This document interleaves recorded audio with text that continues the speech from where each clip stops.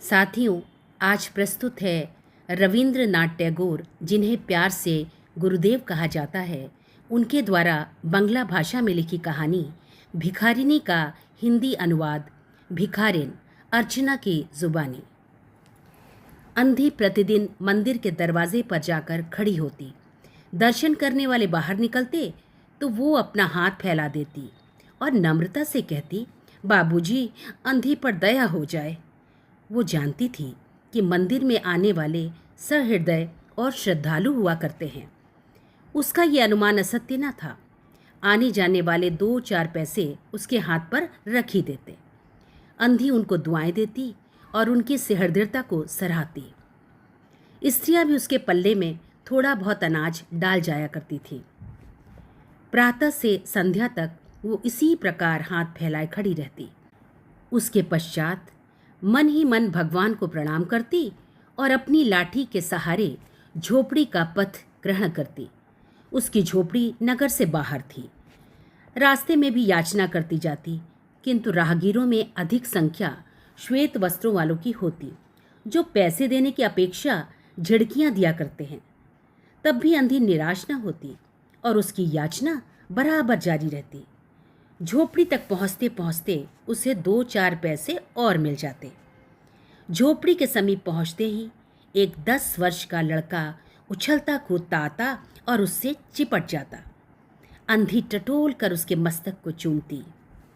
बच्चा कौन है, किसका है, कहाँ से आया, इस बात से कोई परिचय नहीं था। 5 वर्ष हुए।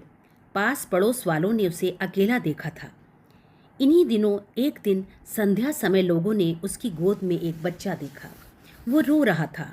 अंधी उसका मुख चूम चूम कर उसे चुप कराने का प्रयत्न कर रही थी। वो कोई असाधारण घटना न थी, अतः किसी ने भी नहीं पूछा कि बच्चा किसका है। उसी दिन से ये बच्चा अंधी के पास था और प्रसन्न था।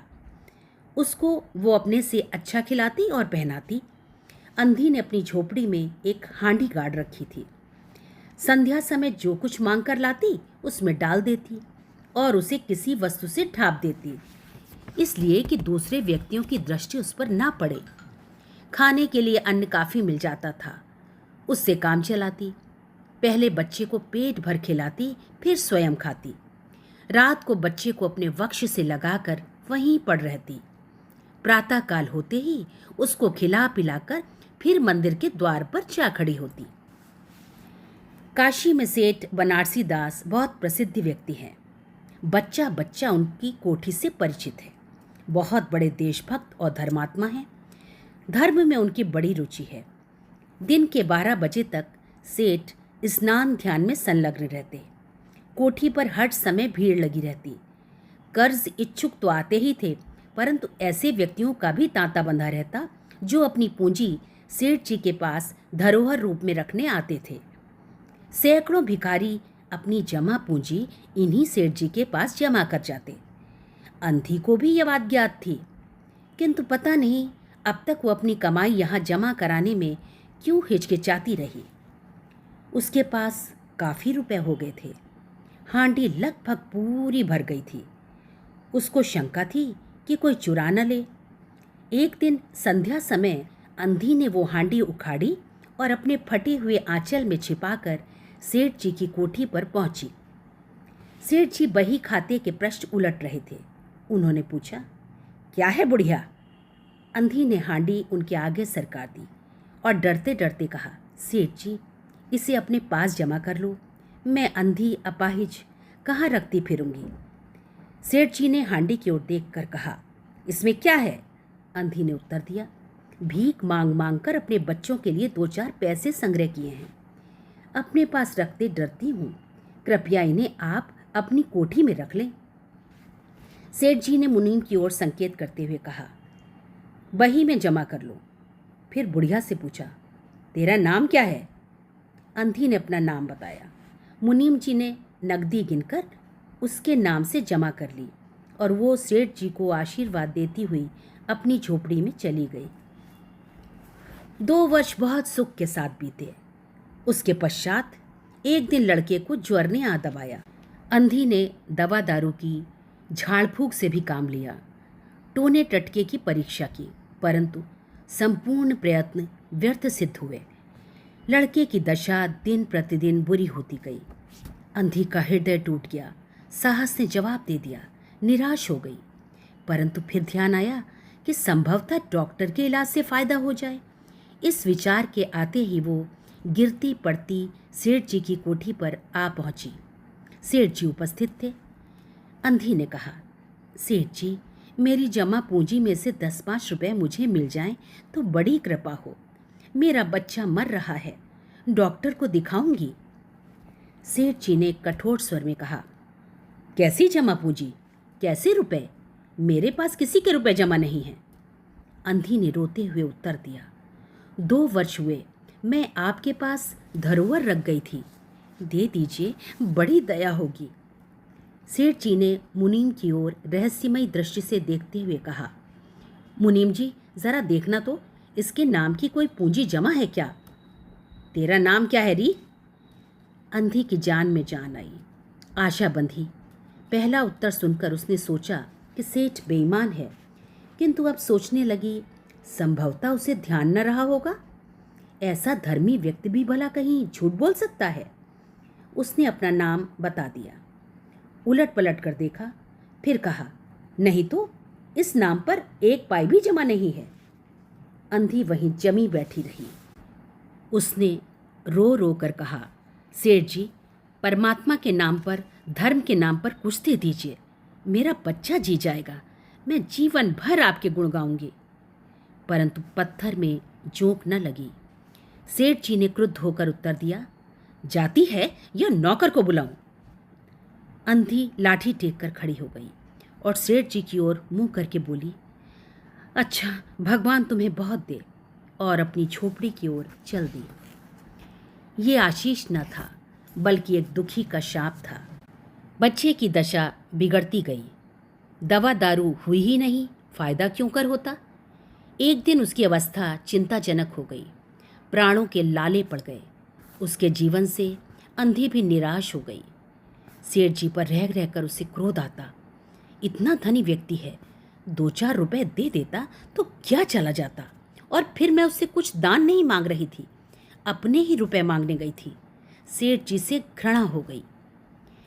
बैठे बैठे उसको कुछ ध्यान आया। उसने बच्चे को अपनी गोद में उठा लिया और ठोकरें खाती गिरती पड़ती सेठ जी के पास पहुंची और उनके द्वार पर धरना देकर बैठी। बच्चे का शरीर ज्वर से भभक रहा था और अंधी का कलेजा भी। एक नौकर किसी काम से बाहर आया। अंधी को बैठा देखकर उसने सेठ जी को सूचना दी। सेठ जी ने आज्ञा दी कि उसे भगा दो।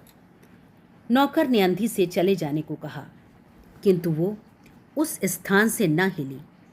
मारने का भय दिखाया, पर वो टस से मस न हुई। उसने फिर अंदर जाकर कहा कि वो नहीं टलती। सेठ जी स्वयं बाहर पधारे, देखते ही पहचान गए। बच्चे को देखकर उन्हें बहुत आश्चर्य हुआ कि उसकी शक्ल सूरत उनके मोहन से बहुत मिलती जुलती है।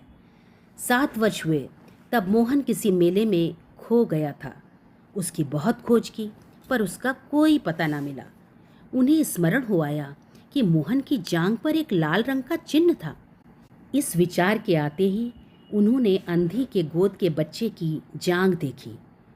चिन्ह अवश्य था, परंतु पहले से कुछ बड़ा। उनको विश्वास हो गया कि बच्चा उन्हीं का है। तुरंत उसको छीनकर अपने कलेजे से चिपटा लिया। शरीर ज्वर से तप रहा था। नौकर को डॉक्टर लाने के लिए भेजा और स्वयं मकान के अंदर चल दिए।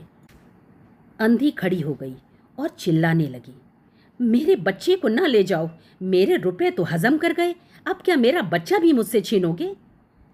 सेठ जी बहुत चिंतित हुए और कहा, बच्चा मेरा है, यही एक बच्चा है।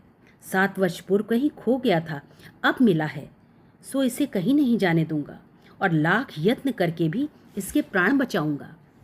अंधी ने एक जोर का ठहाका लगाया, तुम्हारा बच्चा है, इसलिए लाख यत्न करके भी उसे बचाओगे? मेरा बच्चा होता तो उसे मर जाने देते, क्यों? ये भी कोई न्याय है? इतने दिनों तक खून पसीना एक करके इसको पाला है, मैं इसको अपने हाथ से नहीं जाने दूंगी। सेठ जी की अजीब दशा थी। कुछ करते धरते बन नहीं पड़ता था। कुछ देर वहीं मौन खड़े रहे, फिर मकान के अंदर चले गए। अंधी कुछ समय तक खड़ी रोती रही, फिर वो अपनी झोपड़ी की ओर चल दी। दूसरे दिन प्रातःकाल प्रभु की कृपा हुई या दवा ने जादू का सा प्रभाव दिखाया, मोहन का ज्वर उतर गया। होश आने पर उसने आंखें खोली तो सर्वप्रथम शब्द उसकी जबान से निकला, माँ। चहुं ओर अपरिचित शक्लें देखकर उसने अपने नेत्र फिर बंद कर लिए। उस समय से उसका ज्वर फिर अधिक होना आरंभ हो गया। माँ माँ की रट लगी हुई थी। डॉक्टरों ने जवाब दे दिया। सेठ जी के हाथ पांव फूल गए। चहुं ओर अंधेरा दिखाई पड़ने लगा। क्या करूं, एक ही बच्चा है, इतने दिनों बाद मिला भी तो मृत्यु उसको अपने चंगुल में दबा रही है, इसे कैसे बचाऊं? सहसा उनको अंधी का ध्यान आया। पत्नी को बाहर भेजा कि देखो कहीं वो अब तक द्वार पर न बैठी हो, परंतु वो वहां कहाँ। सेठ जी ने फिटन तैयार कराई और बस्ती से बाहर उसकी झोपड़ी पर पहुंचे। झोपड़ी बिना द्वार के थी। अंदर गए, देखा अंधी एक फटे पुराने टाट पर पड़ी है और उसके नेत्रों से अश्रुधार बह रही है। सेठ जी ने धीरे से उसको हिलाया। उसका शरीर भी अग्नि की भांति तप रहा था। सेठ जी ने कहा, बुढ़िया, तेरा बच्चा मर रहा है, डॉक्टर निराश हो गए हैं, रह रहकर वो तुझे पुकारता है, अब तू ही उसके प्राण बचा सकती है, चल और मेरे नहीं अपने बच्चे की जान बचा ले। अंधी ने उत्तर दिया, मरता है तो मरने दो, मैं भी मर रही हूँ, हम दोनों स्वर्ग लोक में फिर माँ बेटे की तरह मिल जाएंगे। इस लोक में सुख नहीं है, वहाँ मेरा बच्चा सुख में रहेगा, मैं वहाँ उसकी सुचारू रूप से सेवा शुश्रूषा करूँगी। सेठ जी रो दिए। आज तक उन्होंने किसी के सामने सिर न झुकाया था, किंतु इस समय अंधी के पांवों पर गिर पड़े और रो रो कर कहा, ममता की लाज रख लो, आखिर तुम भी उसकी माँ हो, चलो तुम्हारे जाने से वो बच जाएगा। ममता शब्द ने अंधी को विकल कर दिया। उसने तुरंत कहा, अच्छा चलो। सेठ जी सहारा देकर उसे बाहर लाए और फिटन पर बिठा दिया। फिटन घर की ओर दौड़ने लगी। उस समय सेठ जी और अंधी भिखारिन दोनों की एक ही दशा थी। दोनों की यही इच्छा थी कि शीघ्र से शीघ्र अपने बच्चे के पास पहुंच जाएं। कोठी आ गई। सेठ जी ने सहारा देकर अंधी को उतारा और अंदर ले गए। भीतर जाकर अंधी ने मोहन के माथे पर हाथ फेरा। मोहन पहचान गया कि ये उसकी माँ का हाथ है। उसने तुरंत नेत्र खोल दिए और उसे अपने समीप खड़े हुए देखकर कहा, माँ तुम आ गई। अंधी भिखारिन मोहन के सिरहाने बैठ गई और उसने मोहन का सिर अपनी गोद में रख लिया। उसको बहुत सुख अनुभव हुआ और वो उसकी गोद में तुरंत सो गया। दूसरे दिन मोहन की दशा अच्छी होने लगी और 10-15 दिन में वो बिल्कुल स्वस्थ हो गया। जो काम हकीमों के जोशांदे, वैद्यों की पुड़िया और डॉक्टरों के मिक्सचर न कर सके, वो अंधी की स्नेहमयी सेवा ने पूरा कर दिया। मोहन के पूरी तरह स्वस्थ हो जाने पर अंधी ने विदा मांगी। सेठ जी ने बहुत कुछ कहा सुना कि वो उन्हीं के पास रह जाए, परंतु वो सहमत न हुई। विवश होकर विदा करना पड़ा। जब वो चलने लगी तो सेठ जी ने रुपयों की एक थैली उसके हाथ में दे दी। अंधी ने मालूम किया, इसमें क्या है? सेठ जी ने कहा, इसमें तुम्हारे धरोहर है, तुम्हारे रुपए, मेरा वो अपराध। अंधी ने बात काट कर कहा, ये रुपए तो मैंने तुम्हारे मोहन के लिए संग्रह किए थे, उसी को दे देना। अंधी ने थैली वहीं छोड़ दी और लाठी टेकती हुई चल दी। बाहर निकलकर फिर उसने उस घर की ओर नेत्र उठाए। उसके नेत्रों से अश्रु बह रहे थे, किंतु वो एक भिखारिन होते हुए भी सेठ से महान थी। इस समय सेठ याचक था और वो दाता थी।